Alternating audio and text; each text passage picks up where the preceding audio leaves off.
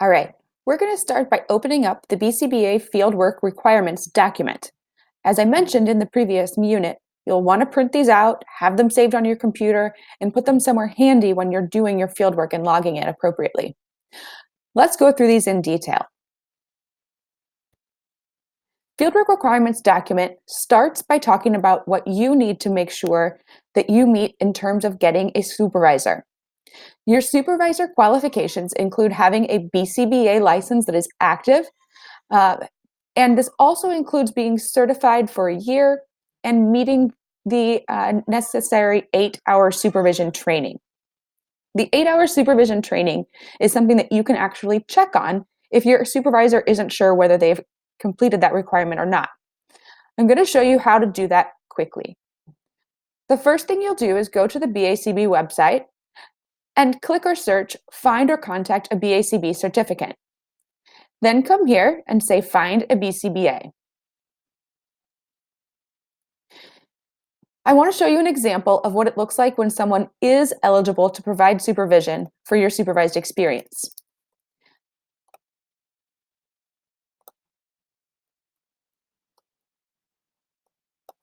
Agree to the terms.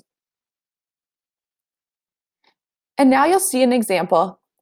Here I am, Margaret Pavone, and you can come over here to the right side and see under supervision that I'm qualified to provide both supervision to BC ABAs and supervisors and supervise those who are pursuing certification.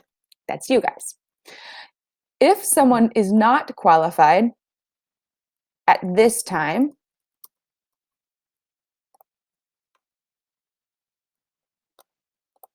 again, you'll say I agree to the terms. But when you find them in the registry, oh, bummer, let's try a new search.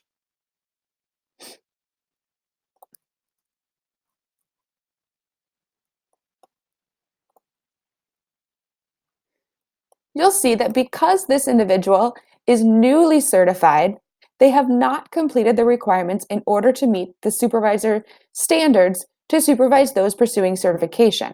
So under the supervision column, it is blank. You'll want to make sure that your supervisor has at least that C designation here in order to elect them as supervising your fieldwork or concentrated fieldwork experiences.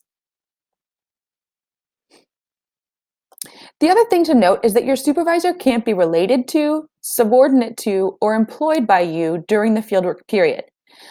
This creates a huge conflict of interest, and therefore we want to avoid those things as much as possible in order to get quality supervision. The nature of supervision is also important to note in this document. Here you'll see what counts as supervision.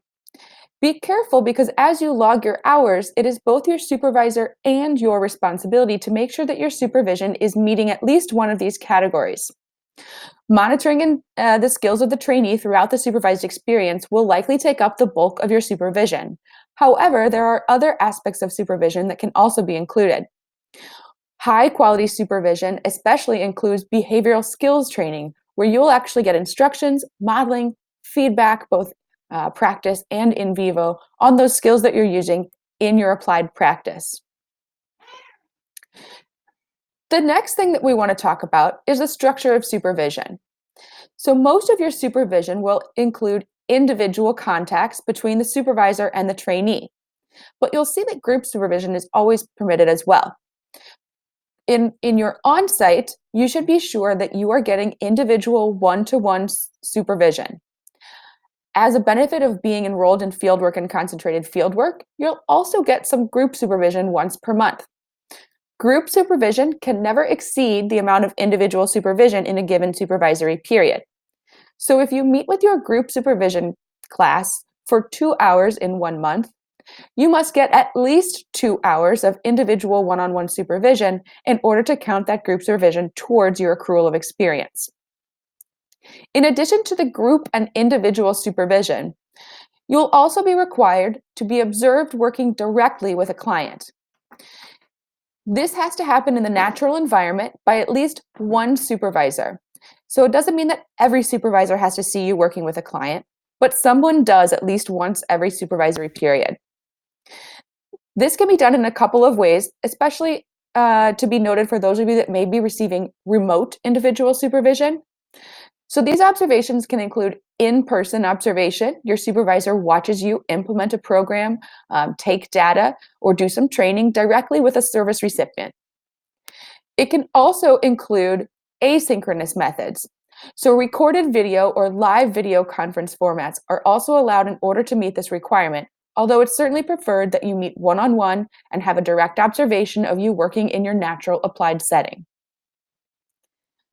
Your supervisor is responsible for providing not only babysitting of you doing your job, but also the shaping of your skills, including those that need to be done in order to meet the ethical and legal requirements of our field. This next section in the fieldwork documents outlines what the responsibilities of your supervisor are when it comes to giving you quality supervision during your fieldwork experiences.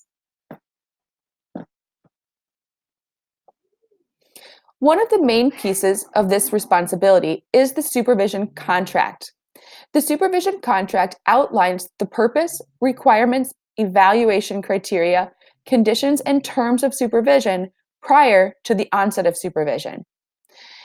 You may work directly with your supervisor on site to develop this contract, but to make it easier, I would suggest starting with the sample supervision contract that's available from the BACB. If you click on the embedded link, you'll see that it directs you to the Fieldwork Documents area of the BACB, or if you have this open in your web browser already, it will directly download the sample supervision contract. You need to adapt this contract to fit the specific needs of your supervision with your supervisor. When you go to edit this supervision contract, use the bullet points following this description to double check and make sure that you've included everything you need to in this contract. You need to discuss the responsibilities of the supervisor and the trainee, including that your supervisor had to have completed that 8-hour supervision training. You'll need to describe the appropriate activities and training objectives individualized to the trainee. When you do this, training objectives should be directly related to the fieldwork seminar in which you are enrolled. You'll notice that in the syllabus for Fieldwork 1, there are different training objectives than in the syllabus for Fieldwork 2. In each of your sample supervision contracts, you'll need to edit this portion to make sure that those training objectives are completed. You'll also want to include objective and measurable circumstances under which the supervisor will not sign the additional documentation necessary to apply for the exam. This might include not receiving adequate performance evaluations, engaging in unethical behavior, or a number of other considerations which your supervisor may need to include. For your protection, you'll also include the consequences that may occur if the parties do not adhere to the responsibilities that you've already outlined. Finally, you'll need to have a statement requiring the trainee to obtain written permission from the on-site employer or manager to share either identified or non-identified, preferably non-identified, client information with your group supervision sessions. This is especially important if you are going to conduct a functional analysis or do something that involves sharing data with our group, but it's going to be required anytime that you want to talk about your on-site experiences with someone outside of that agency, which would include your faculty fieldwork instructor and the others in your class. You may also need to get consent from those that you will be working with as clients in order to share that information. Finally, you'll need to know that the documents that you create during fieldwork have to be retained for at least 7 years. For our fieldwork classes, we give you an option to use Foliotech in order to do this. I'm going to provide information on how to access and use Foliotech in a later module in this introduction.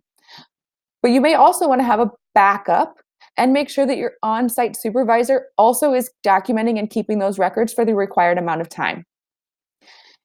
If for some reason at the end of a supervision experience, you and your supervisor do not agree, hi Kat, do not agree that you guys met those requirements, there is a contested fieldwork form and a process for addressing this at the end of that experience. But if you are clear in setting up your supervision contract and maintain adherence to those contracts throughout your experience, this shouldn't be something that you have to encounter. The last thing to note in this section is that because of the way that we split fieldwork here at Lindenwood, you're going to want to know the difference between a multiple supervisor and setting form and a single supervisor and setting form. Both of these documents are available on the BACB website. However, if you have more than one individual providing supervision for your experience, you'll want to use the multiple supervisors and settings forms rather than the individual forms.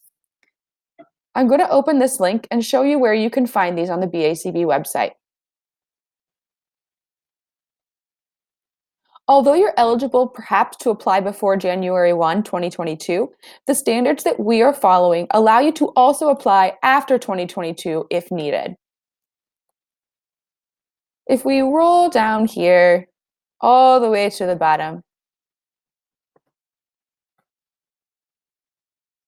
you'll see this form here called BCBA documents. The 2022 Fieldwork documents is where you'll click to find the monthly and final verification forms. Monthly forms have both an individual and multiple supervisor option, as does the final fieldwork verification form. If you have more than one supervisor on site, you'll want to use the multiple supervisors forms for your final documentation. We'll go further into our monthly and final EVFs in the documentation workshop later in this training. At this time, I'm going to go ahead and take a break and do a knowledge check. After you complete the first knowledge check, we'll start diving into the specific criteria that you need to meet while pursuing fieldwork or concentrated fieldwork.